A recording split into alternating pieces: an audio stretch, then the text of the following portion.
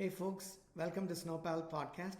Our guest today is Gerard Holland. Gerard is a chartered accountant and tech entrepreneur. He's the founder of TMA to connect global companies to Africa's top talent. They've raised Series A for other tech companies as well. Gerard, thanks for taking the time to chat. No worries. Good to be on here, Krish. My pleasure. Before we get started, a quick intro about yourself, what you do and what your company does, and then we can jump right into the topics. Yeah, sure. My name's Gerard. I live in Melbourne, Australia, and run a company out of Africa, particularly out of South Africa, Kenya, and Ethiopia. It's not where I started my entrepreneurial journey. I do come from a finance and an accounting background. I was an outsourced CFO, and that introduced me to originally international education. When I eventually had the courage to quit my job and go and start a business, which that first business was tailored around helping international students with employability, and we ended up building an internship placement platform, and we took that through Australia to the UK and to Canada.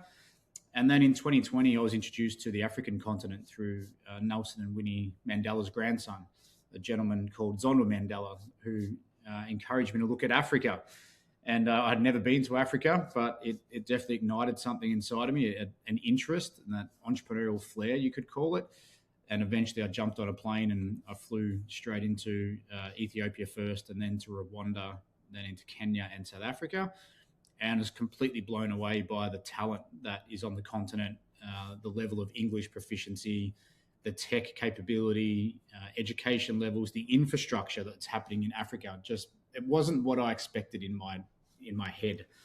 And I was just blown away by it all. So on the back of that, Talent Match Africa was born, and fast forward to today, and we have people working from our really fancy, I could say, office spaces in Johannesburg, Durban, Cape Town, Nairobi, and Addis, and working for companies in the USA, Australia, Canada, the UK, France, China, all over the place, and covering roles from tech to finance and accounting to sales support and customer service type roles, legal support, logistics, operational support, all types of higher end roles, and now very much going down an AI path, which I'm sure we will talk about today.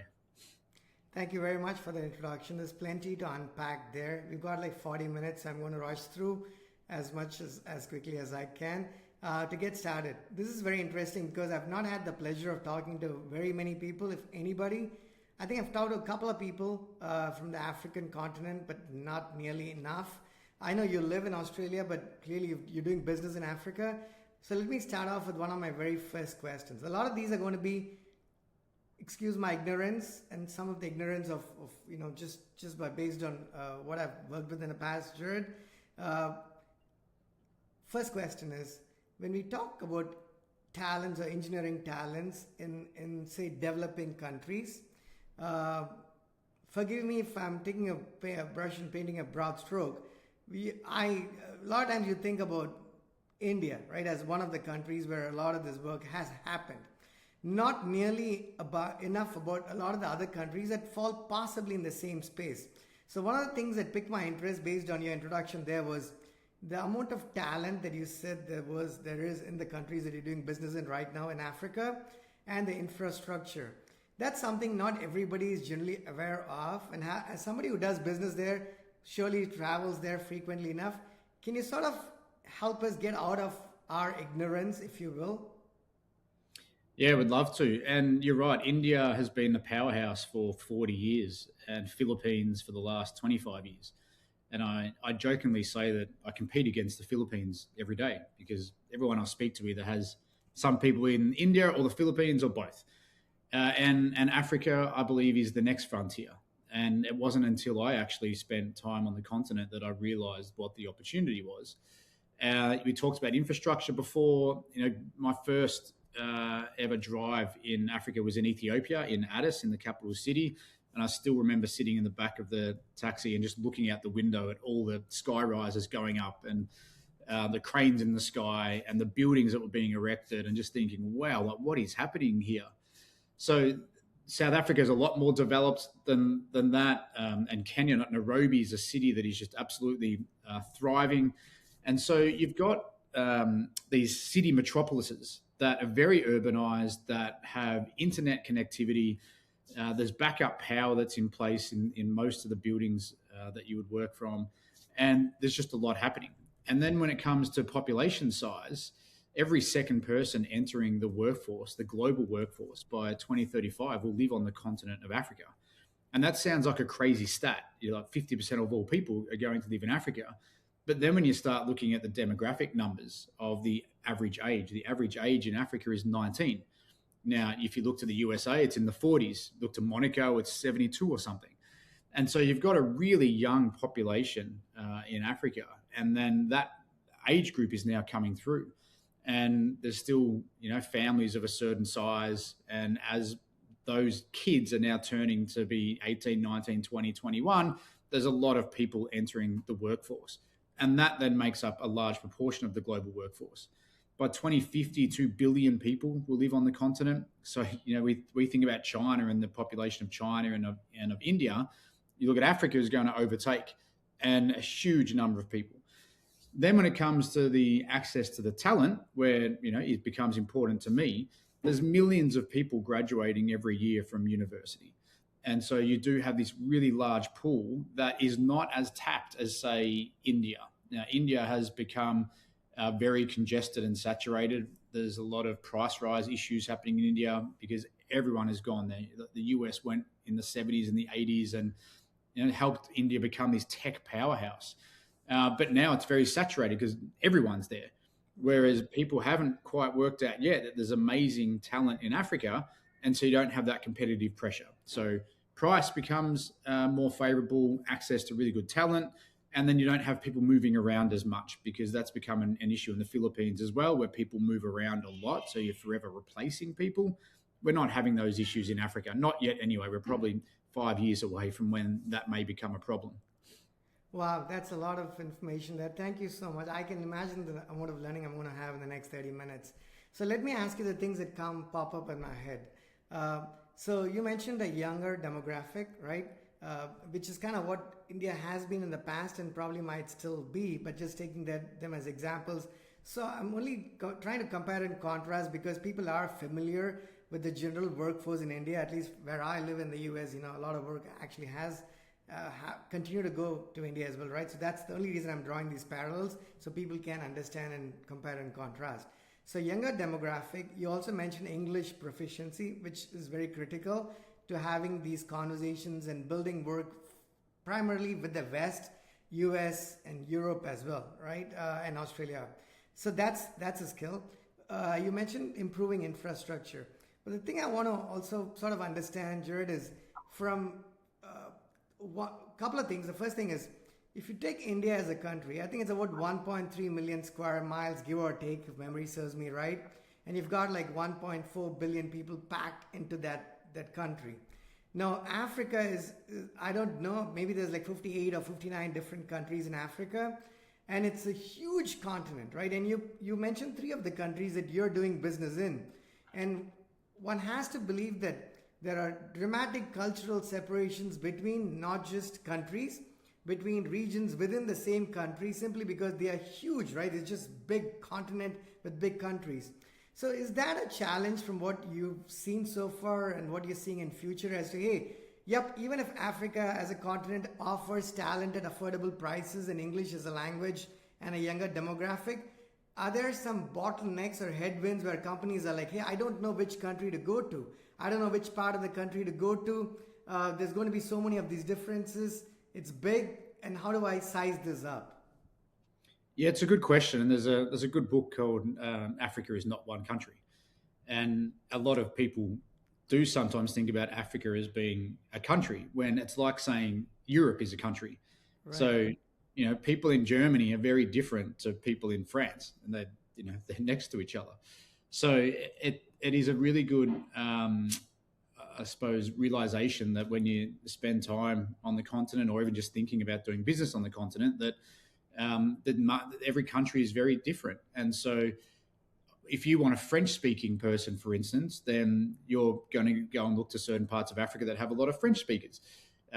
We talked about English capability. Accents become a bit of a thing too. So I'm finding more and more that accents is even more important, particularly for a lot of USA companies. I'll often get calls from businesses saying, "Look, Jared, look, we really want people, but just so you know, like we need really neutral accents. Where if they're talking to clients, we don't want people to know that from another country. Americans want to deal with Americans. That accents is super important."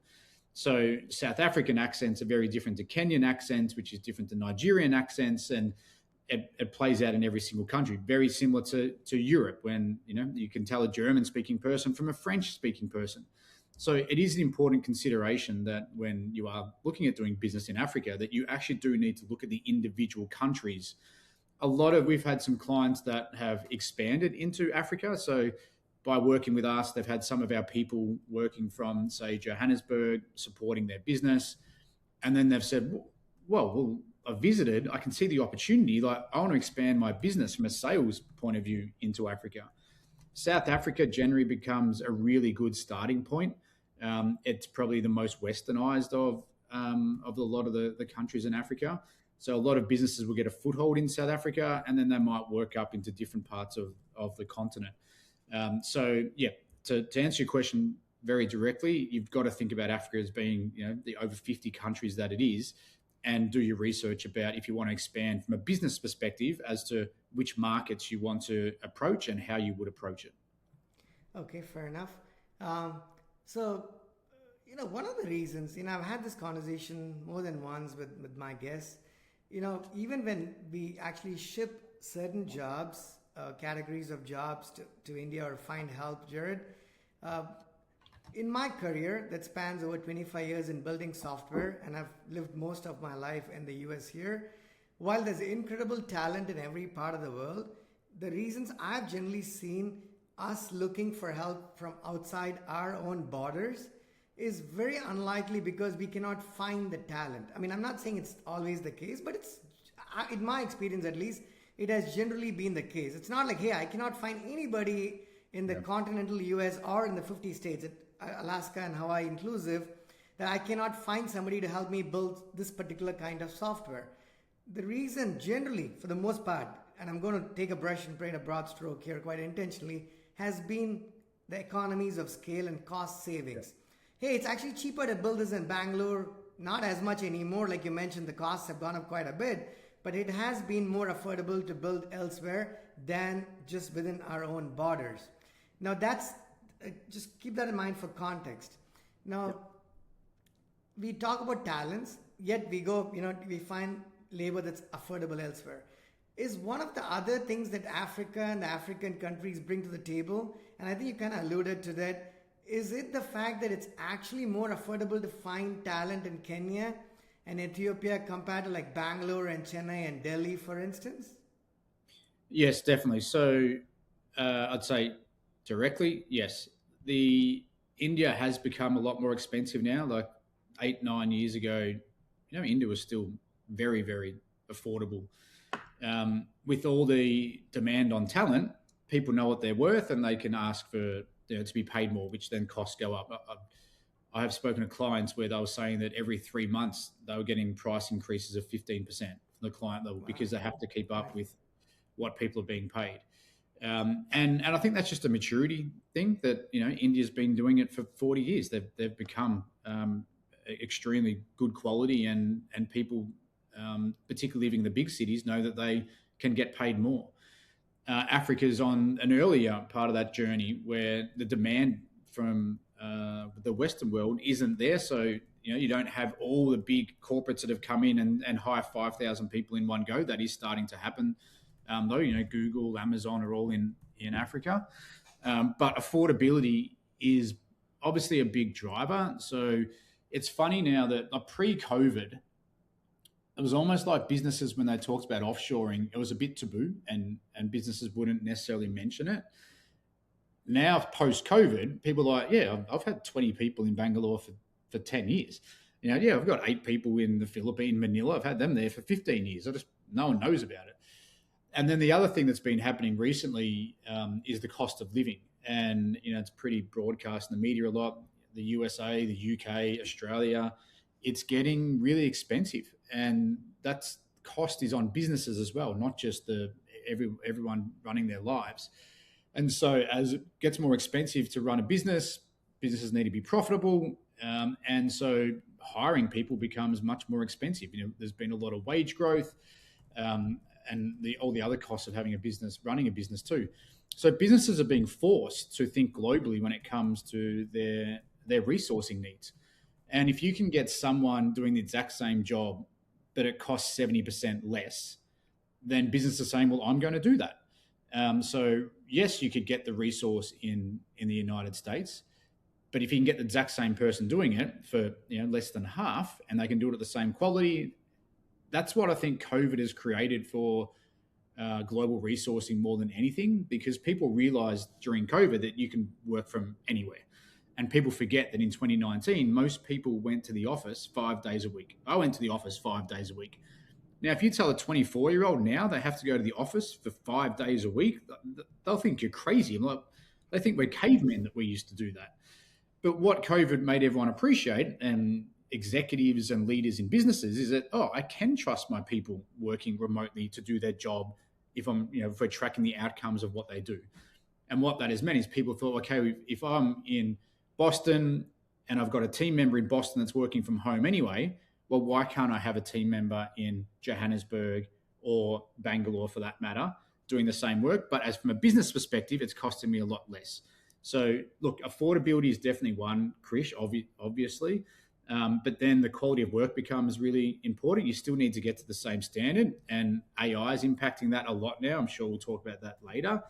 And then we mentioned the English proficiency and English capability. Communication becomes really important. So accents are important.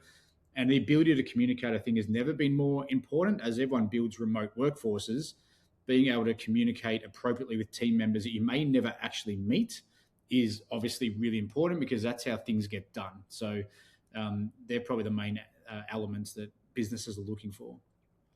Thank you. We've got over 25 minutes. It's time for me to make your life a little bit more difficult. My apologies, Gerard.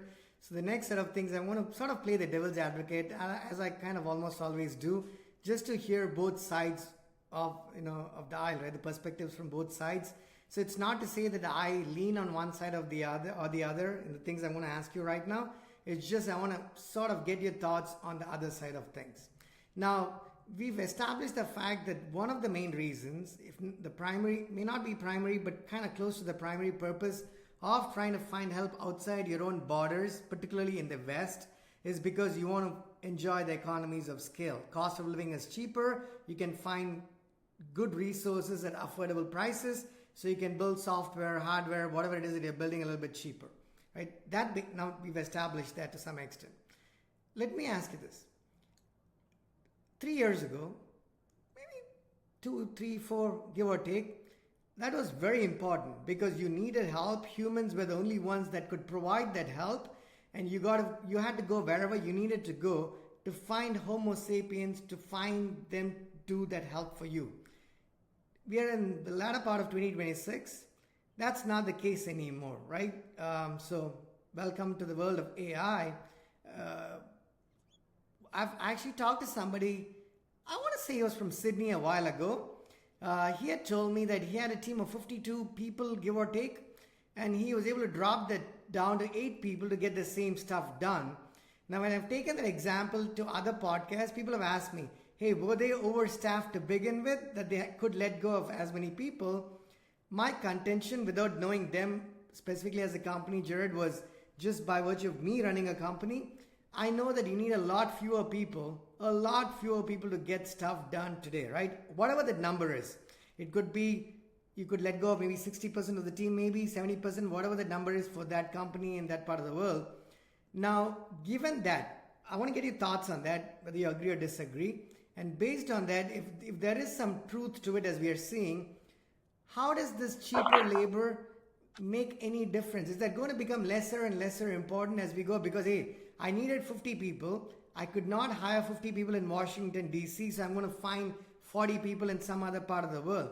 But if I only need 8 people now, I might as well hire those 8 people in this country as opposed to going elsewhere. I mean, is there a validity to that argument, or am I missing something there? No, I think it's a really interesting question, Krish, and I don't think anyone has the answer yet.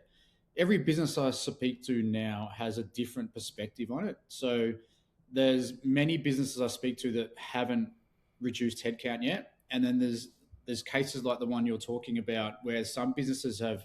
I played golf last week with a gentleman who has an IT like agency type business. He used to have 22 people. He's now down to 12, and he's more profitable than he's ever been. And that's just driving efficiencies, the type of people that he's got. Obviously, AI is playing an impact. He's being able to reduce his headcount. Other businesses have tried to use AI so far to do that and have had to reverse it, and have had to go and hire more people back because the AI wasn't the efficiency they thought they would get, they weren't able to get. It's a really interesting time. I think this is like this sort of 1 year period with this new revolution we're going through is a really interesting time where business leaders are working out what it all means. Some are sitting on their hands and thinking, okay, let's just see how this plays out a bit. Others are being really aggressive about it and like just all in. I mean, I myself playing with AI every day. Like the technologies, we've never seen a technology like this before, and the impact it's going to have.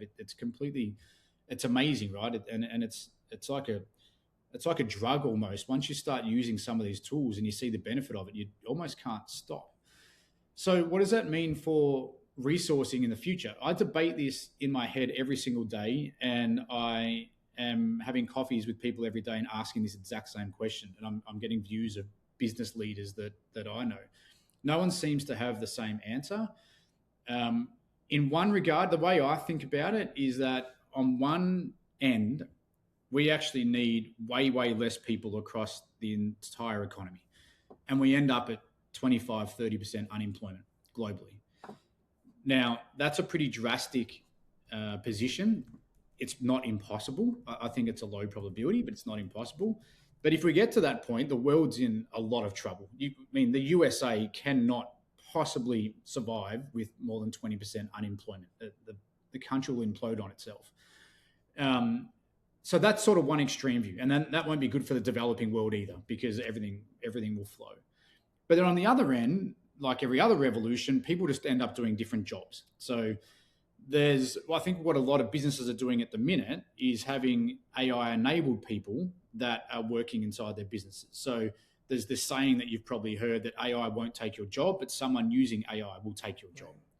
And I think we're going to go through that cycle for a bit. And I hope that then all these new jobs end up coming out of it. I've got an example is one of our clients in Toronto. They'd built AI agents, had about 20, 25 AI agents running. The CEO was running some, the CFO was. And they're like, now I've got to manage all these agents, because I don't know if you've built many agents yourself, Krish, but you have to actually manage them. Like, you're monitoring them all the time. They break, something is not working. You need to fine tune it. So it actually becomes a bit of work to manage the agents to make sure they're doing what they need to do. It's not you do it once, you leave it there and happy days, like you go sit on a beach while your business makes all this money. Right. It doesn't work like that. I don't think it will ever work like that. So they've got some of our people, 2 guys out of Johannesburg, that are managing their agents for them. So I mentioned like one extreme before. We've got really high unemployment. Elon's correct. We've got abundance and everyone's just happy because somehow by no one working means that everything's all good. I think it's going to be chaos, not like it's this beautiful place that we're all sitting in. But then the other side is that if you can have AI-enabled people, this could be the greatest opportunity for the developing world. Because if we can have people that are based in South Africa, Kenya, Philippines, Colombia, it doesn't matter, and you go and upskill them with the latest tools. Now, this could be Claude as an example, or it could be now using the open source models like Kimi and Quen, so that you've got really low token costs. And by making sure they're upskilled with these tools, they can perform at 2 to 3 times higher than what they otherwise would have 3 years ago. And then all of a sudden you can have lower cost resources doing the same work, but at a higher level than previously possible. And for a business owner, you're like, well, this is amazing. I can get people that are much more affordable. They're doing work at a really high level because they're using the AI tools. And that for me helps me drive my bottom line, and I can grow the business. So it's a bit of a not direct answer to your question, but the reason why it's not is that I don't have all the answers either. I don't think anyone does, but it's going to be an interesting space to play out. For me, the optimism for me is that I think we can really provide more opportunity to the developing world by making sure that they have access to these AI tools. They've been trained and they're using these tools every single day. And then businesses get the benefit of having AI empowered people that are more affordable, that can help drive their businesses, which every business owner, wants to obviously drive profitability. Fair enough. We've got like 18 minutes. You have a hard stop. I don't. So I'm going to rush through these and you get maybe 2 minutes, 3 minutes tops, because I want to go through at least 4 to 5 things with you here, given all the richness of the experience you bring to the table. Quality of talent. You mentioned, the countries in Africa that you're doing business in. Let me take a quick example here. I was visiting business and leisure. I was in India earlier this summer. I come from the southern part of India, about 100 miles, give or take, from Bangalore, Chennai. Probably, I want to say that the state in India which has the highest GDP, if I'm not wrong, right? It's doing better than every other part of the country. And we probably have more engineering colleges in that state in India than any other place put together, from what I understand. Just context to people who are not aware of that part of the world. The reason I mention that is, even in that city, which is doing very well, I was there for a decent amount of time, I want to have these AI-related conversations, Gerard, because people were doing that. But the number of conversations I was able to have and the depth of those conversations was not nearly anywhere near what I was generally expecting.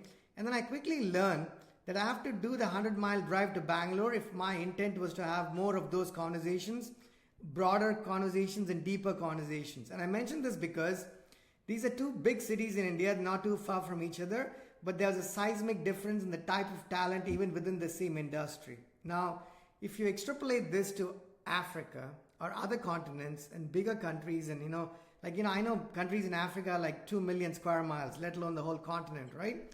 So when we say the type of talent, it's one thing to say, hey, somebody's an engineer who's able to help with X, Y, and Z, but it's entirely another to say that person or that group of people in that city or that town or that school are graduating with very specific skills that are going to be needed for the next set of things to happen, whatever that space is.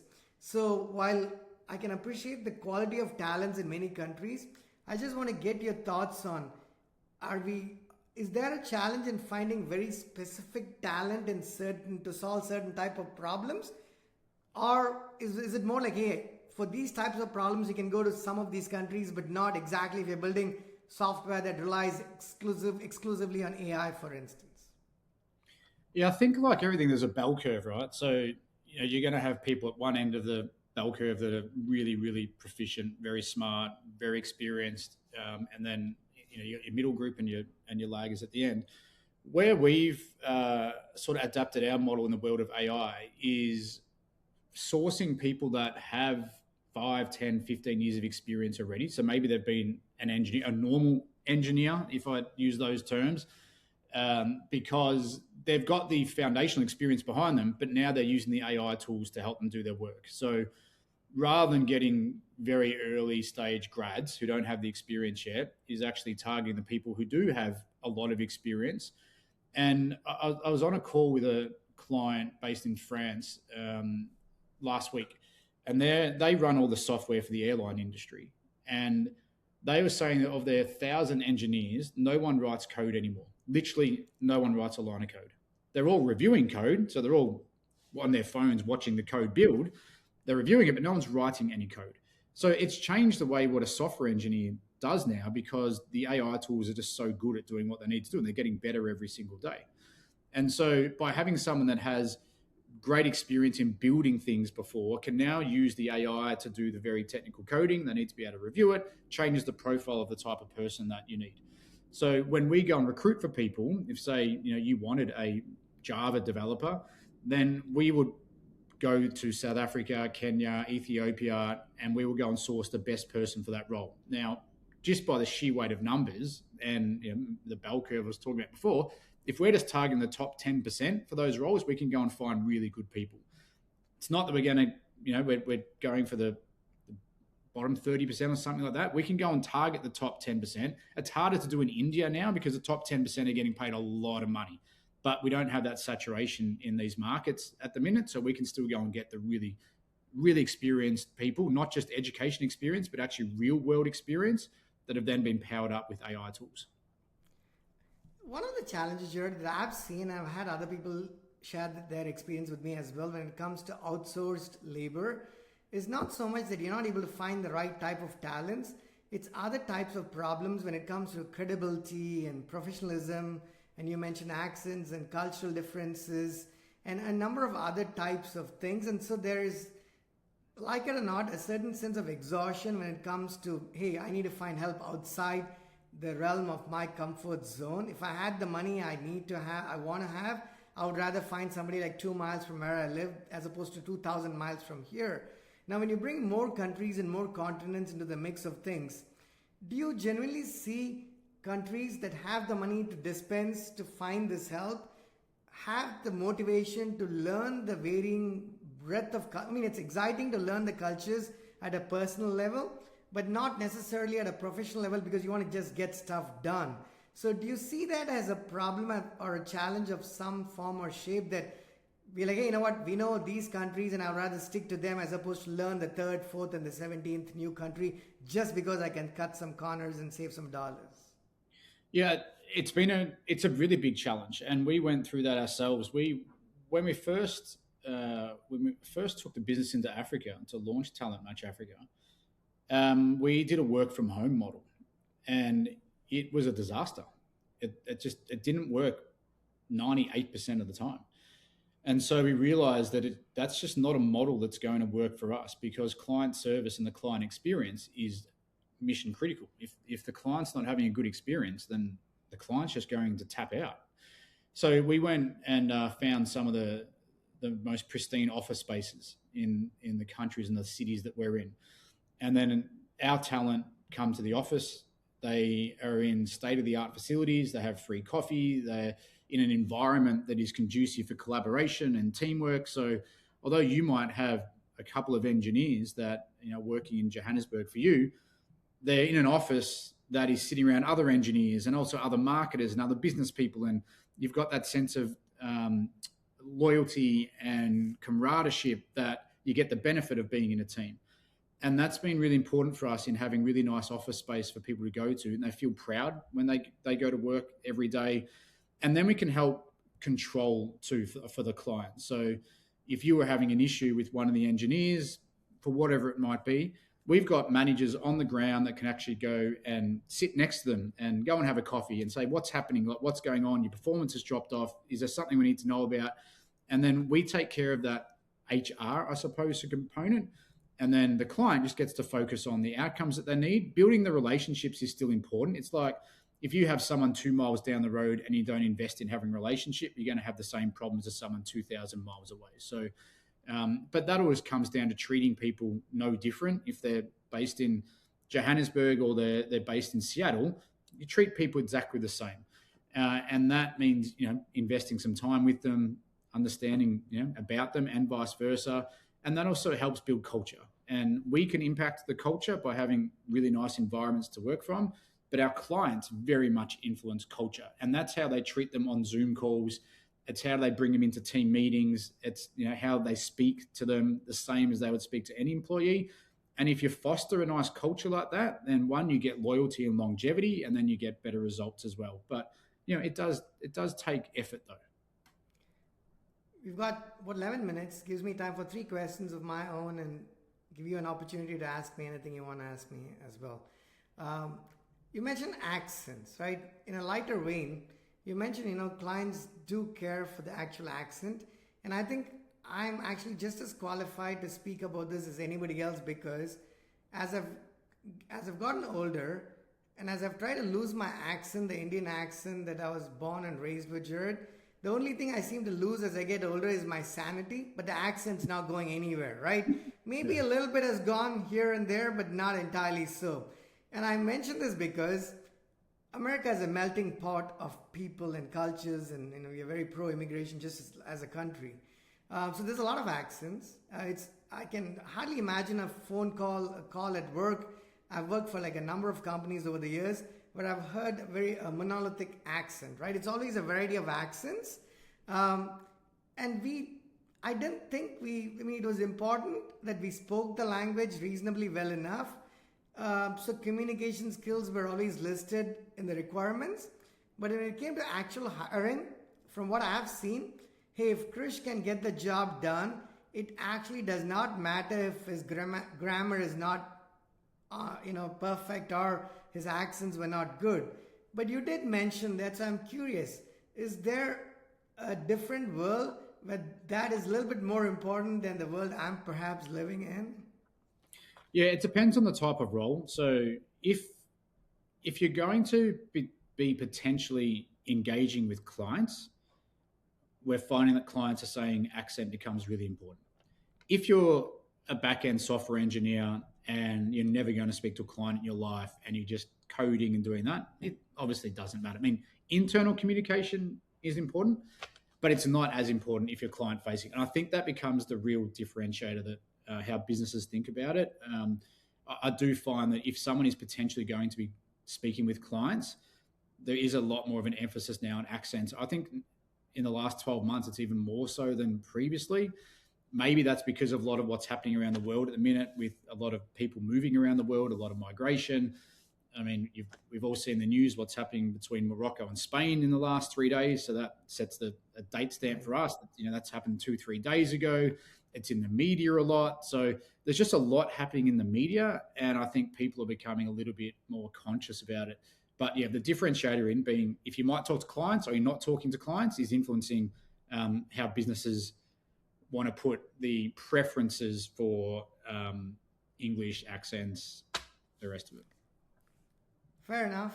I have couple more things, right? One is creativity. Now, we talk about countries and we talk about jobs, more affordable labor in different parts of the world. One more time in my entire career building software, Gerard, it's almost always like, hey, we know what we want to build. We kind of either raise the money, or we bootstrap funded, or we're working for a large company that's already profitable. So we have a grasp on what it is that we're wanting to do, and we go find help in helping us do it. What that means is the driver was always us, right? We were driving, right? Sort of calling the shots in what needed to get done. That means the developing world is always playing catch up, meaning helping out, providing labor that's more affordable, cheaper, whatever the right word to use is. But the creativity, not as much. I'm not saying there isn't any. That's of course not the case. But even when I was in India, there were like 50 delivery apps in the city that I was in. But I didn't see very much beyond that when it came to creativity. I'm not saying there's none, but nowhere near in terms of the percentages that I would see in the US, for instance. Is that going to be a problem where countries are only thinking about how do I survive? How do I provide support to the West, to the US, so I can make money, I can provide the service for cheaper? Or do you see in your experience when you're going to Africa or other countries where they're actually doing something very different and new, something that the US is not leading, but they are actually leading? Because when you talk leading the future, I hear America at the forefront of it, and then you hear China right away after that. There's not very many other countries that come into the mix in that conversation. So one thing that excited me about Africa was the level of entrepreneurial activity. And it's more probably grassroots entrepreneurial activity. Obviously, there's not the capital inflows that go to Silicon Valley and to China. But look at fintech. Fintech is a huge industry across all of Africa. In Kenya, there's M-Pesa. M-Pesa was actually developed before WeChat. And it's a full financial system that sits on an app on your phone. And you trade with it. You can do all the amount of options on M-Pesa. It just blows your mind. And you're like, whoa, where did this technology come from? It's been around for a long time. Nigeria has a huge tech entrepreneurial startup scene. There's a lot of fintech that happens out of there too. Most Africans I meet have a side hustle. People are doing things like, by nature, Africans are, this hustle entrepreneurship mentality. And I think we're now at the world of AI. Now you don't need capital to go and build a startup. Like, you don't need to go and hire engineers now to go and build an idea that you've got. You can get a license to Claude Code, put a certain amount of in per month to go and build it, and all of a sudden you've reduced some of these barriers to entry to go and build a business. I think that is going to accelerate some of that entrepreneurial activity that will happen on the continent.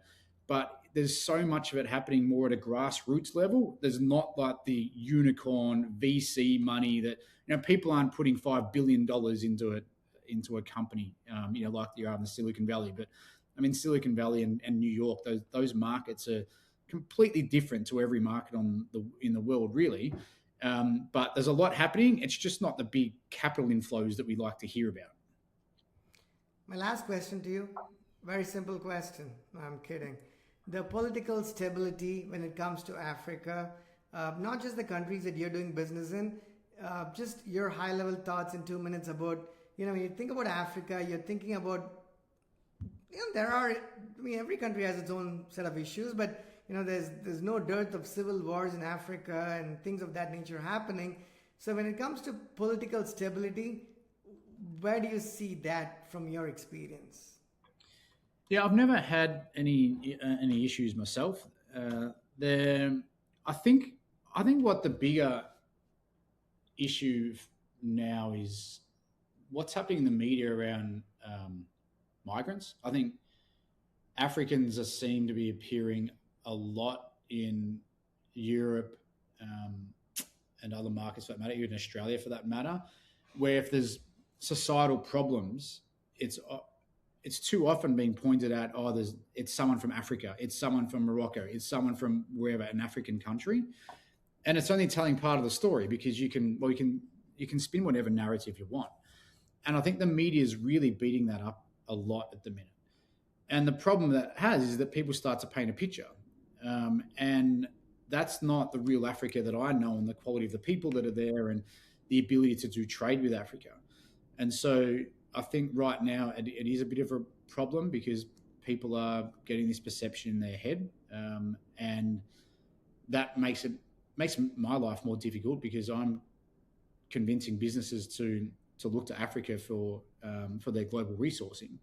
But if all they're seeing on the news is that migrants are causing problems in their own country and those migrants are from Africa, then that subconsciously or consciously changes their view as to whether they maybe want to engage with people from the continent. So I think at the minute that's probably more of a problem in the media beat up that's happening. I've spent a fair bit of time in the US as well, right? There's a lot of political stress in the USA. There's a lot of. You don't say. Yeah, I've never seen. I mean, the US I've never experienced before in the last probably 4 years is almost a hatred between political parties. Like you vote this side or you vote this side, and I won't talk to you because of who you vote for.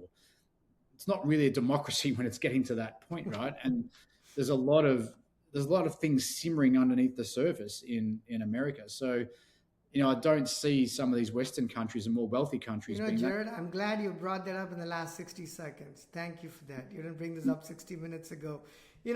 Thank you very much. But before we go, any questions you have that I can answer? Yeah, well, Krish, you've spent a lot of time in Bangalore recently, tech powerhouse, and you spend time in India, and you've got a good familiarization to it. If you were going to add resources in your business, you're based in the USA, so if you were going to add some resources, you're looking to other markets. Why would you not look to Africa? You got 3 minutes for this answer? Yeah. Okay. Yeah. I've got a bit of time. Go. Okay, so I've always said this, right? I live in the suburbs of Washington D.C.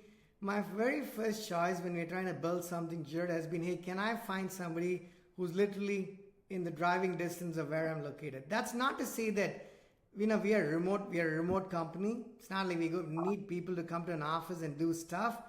But I wouldn't deny the convenience that I've seen in my experience of being able to see someone physically and having those conversations, right?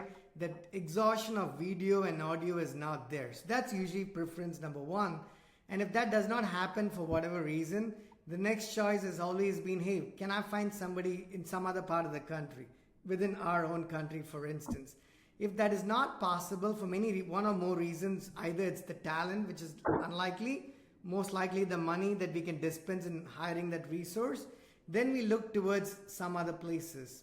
And that actually has been, to me, I don't necessarily have a preference because I've worked with folks in Eastern Europe Surely they are more expensive than folks in India, for instance, but more affordable than folks in the US or Western Europe. And there's some incredible talent in the Czech Republic, in Ukraine, for instance, and I worked with people. It's amazing talent there.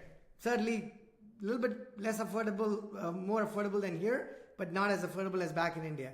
So the next option becomes, okay, you go to India, then you got to size up the part of the country that makes sense to you. Now, because I was born and raised in India and my formative years were there, I understand to some extent, when you migrate, time stops, but I understand to some extent the colleges, the credibility, the towns, the exposure, the language, and the culture. So I kind of have an idea as to what might work and what may not work.